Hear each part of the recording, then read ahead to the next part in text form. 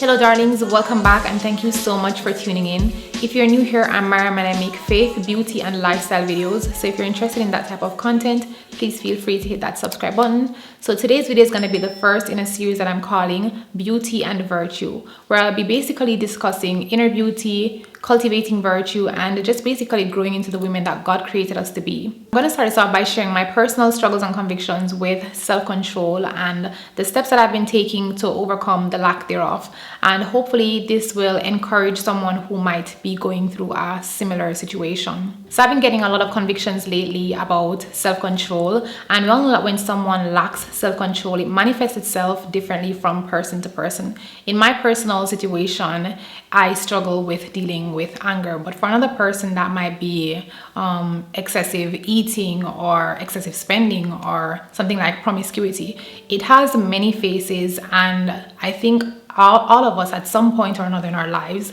can admit that we have some area where we would say we have a weakness with self-control. And especially when we live in a society like we do today, where we're constantly told that we can have whatever we want whenever we want. It's just a constant overflow of fulfilling our desires instantaneously, that waiting a day for something feels like an eternity, and people have just become way more impatient and way less self-controlled than previous generations. So I just wanted to talk about it today and just basically share how I've been dealing. So like I said, my main struggle is dealing with anger, and a lot of people don't believe me today when I tell them that I was extremely aggressive when I was growing up. I was a rebel, and yeah, I would get in a lot of fights when I was in high school because I just did not know how to deal with my temper. I just couldn't control my anger, and I wasn't really someone who'd get in a lot of verbal conflicts or anything like that. It's just that once I got angry, it's gonna turn into a fight. Yeah, so I was what you would call one of those hothead Jamaican girls, but somewhere around the time when I left high school, something shifted, and I made a commitment to myself that I was just not going to be that girl anymore. So immediately after leaving high school, I never got in any more fights or anything like that. I was on a path where I was convinced that I was fully like self-controlled, and to some extent you could say yes, because I would not necessarily act on my instincts as much or my impulses. I would find a way of suppressing them. But it's since being saved, the Lord has been speaking to me a lot and has been showing me my heart and has been convicting me about certain things and about being really self-controlled. Because before being saved, whenever somebody would get me upset to the point where I feel like I'm gonna remember old Mariam, I would just pretty much cut them off. And when you're a Christian, it's not enough to just cut off people, because that is malice, and we're not called as Christians to malice people.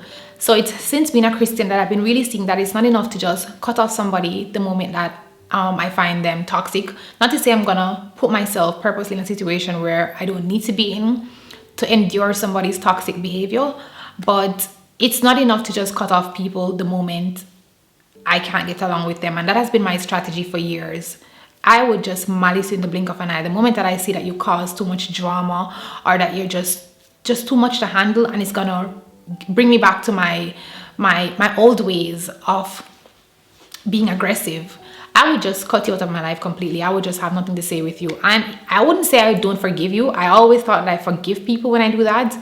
I just think I forgive you and I forget you. But I'm still a person who is extremely emotional and sensitive, and things cut me really deep, and I get really angry up until this day. Maybe not to the point where I want to fight somebody, but to the point where maybe I just want to shut down and not want to deal with people who get me to that point where I don't feel good overall. Yeah, so this is something I pray about a lot. It's something that I want to have under control, and it's like I want these aggressive and angry feelings to literally be out of me. But I know it's a process. Sanctification, it takes time. So I've been turning to scripture a lot and just reflecting on them and writing them out to remind myself of them whenever I feel like I'm getting heated. I normally read it from my Bible, but it's kind of easier just flipping through my phone. So I just kind of saved some that I wanted you guys to hear right now.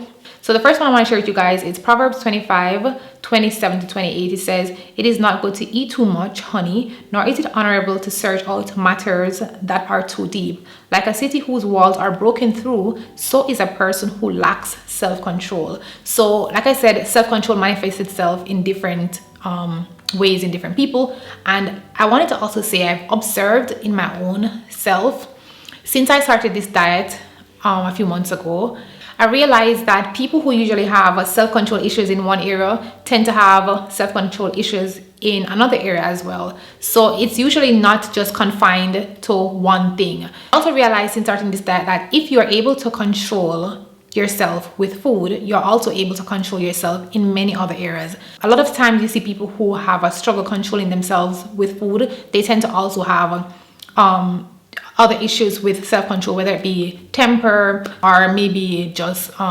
anything that you can possibly think of.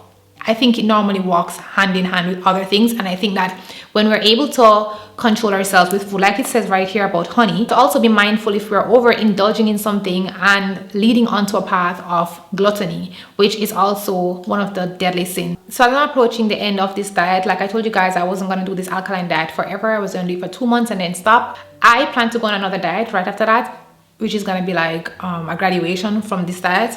I'll share that with you guys in another video, but this really stuck out to me about how important it is to manage ourselves in even the areas that we consider to be small, like how much we eat or even what we eat. So I know for myself, I will not be eating certain foods. Even when I stop this diet, I will not be eating certain foods right away because I don't feel like I've developed the self-control to resist those foods once I start eating them again. So until I've developed the self-control to take one slice of brownie instead of maybe 2 or 3, then no brownies for me. Another scripture which I meditate on, this one is particularly for anger because that is my situation, is James 1, 19 and 20. And it says, "Wherefore, my beloved brethren, let every man be swift to hear, slow to speak, slow to wrath. For the wrath of man worketh not the righteousness of God." So whenever I feel like I'm getting angry about something, even if it doesn't show on the outside, but I'm feeling it in my body, and you know that feeling when you're feeling just not right, something is just not sitting in right with you, and there is different way to do anger as well, because even if I'm not doing it actively, there is a passive side to that where I think I've gone more into my passive side of anger since I've gotten older. I don't necessarily argue as much with people, but I would be passively angry and passively aggressive about a situation. There's just so much strength in exercising self-control, and strangely enough, when I was in high school and I would get in all these fights and be so rude and I was seen like the bad girl in comparison to my siblings, because my sisters, they were more well-behaved than I was. They didn't get in so much trouble like I did. So people would say that I was so strong, or they would think I was strong, but after leaving high school, I realized how weak I actually was, because I had no control over my emotions. And my sister Max, for example, because she was always more calm-tempered, she never really got in any fights or anything throughout her entire time of high school, and the people would think that she was the weaker one because she would never stand up for herself. But there's also a scripture that talks about that, where it says, Proverbs 16:32 says that he that is slow to anger is better than the mighty, and he that ruleth his spirit than he that taketh a city. And of course, it's not just with anger when it comes on to self-control, it's various areas. But because I'm just kind of giving my story on anger, but you guys can find scriptures for whatever it is. And there is just so much strength, like I told you, in controlling our fleshly desires and not letting them control us.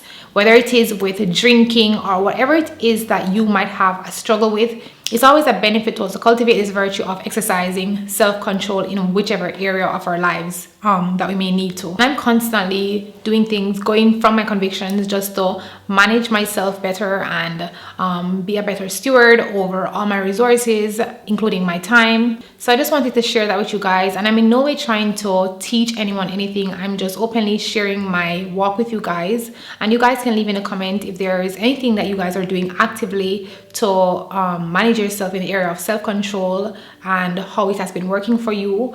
And I want to read one more scripture before I go, which is 1 Corinthians 10 verse 13, which says, "No temptation has overtaken you except such which is common to man, but God is faithful, who will not allow you to be tempted beyond what you are able, but with the temptation will also make the way of escape that you may be able to bear it." So for anyone who might be feeling like, oh, my situation is way worse, or I'm just going through a lot more and I can't exercise self-control in whatever area it is, there is no temptation that you might be facing, no matter how crazy it might seem, that is unique to any one of us. So I wanted to just leave that scripture with you guys. So I'm going to end this video right here. I really hope that this video truly blessed someone and that you found it helpful. And if you did, as always, feel free to give it a thumbs up or share it with a friend.